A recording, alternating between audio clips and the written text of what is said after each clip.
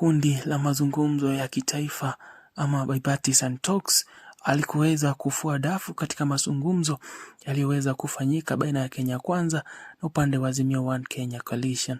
Karibu sana ndani ya SM Trends, kwa hayo na mengine mengi. Hakikisha kwamba umezidi kutufuatilia, umegonga subscription kwa faida ya kupata hayo na mengine mengi punde yanapotokea. Well together.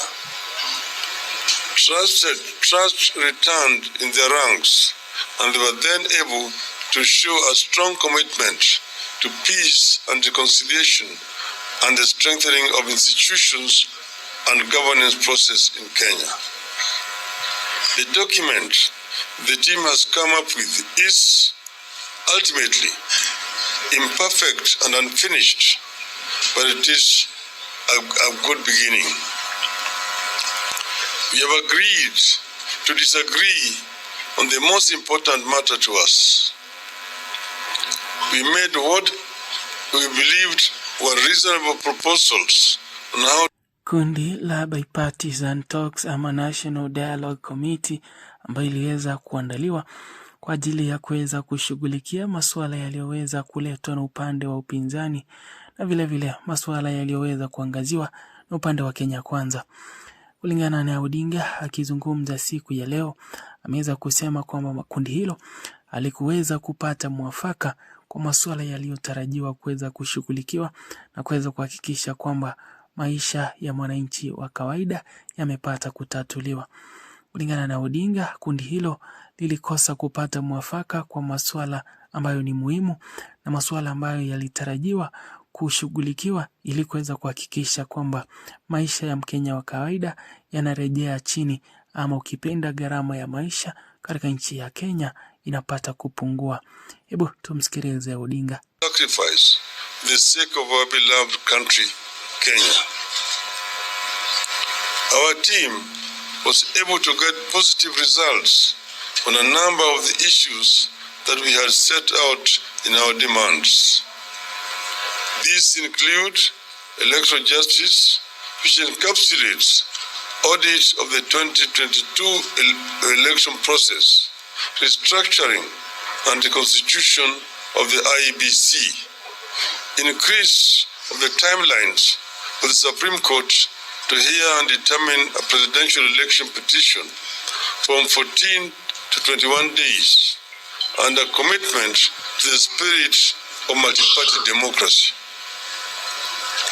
We were also able to agree on the transfer of all devolved functions and the requisite resources to the county governments, in addition to amending the constitution to provide for the equitable share of the county governments to not less than 20% of all revenue collected by the national government from the current 15%, and the establishment of the World Development Fund.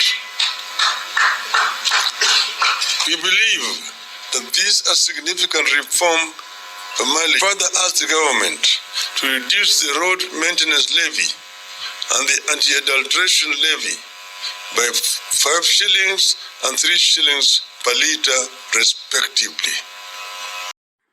Kutokana na kutoridhishwa kwa kundi la Azimio One Kenya Coalition na ripoti ya matukio yaliyoweza kufanyika katika mazungumzo yale, Odinga ameweza kusema kwamba katika wiki zijazo wataweza kuwa wanarejea kwa wananchi ili kuweza kuhakikisha kwamba wamepata kile ambacho wananchi wanakihitaji, kwa sababu hawajaweza kushughulikiwa katika mazungumzo yaliyoweza kuandaliwa.